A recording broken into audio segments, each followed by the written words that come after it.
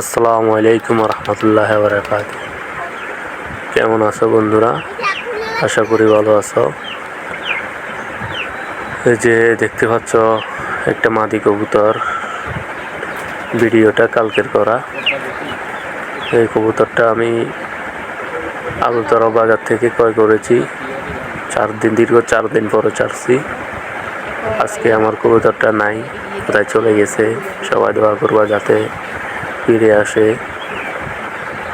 আমার অনেকগুলা কবুতর এভাবে চলে যায়। আর পাশে যে কবুতরটা ডাকাডাকি করতেছে এটা নর, এটা অন্য জোড়ার কবুতর।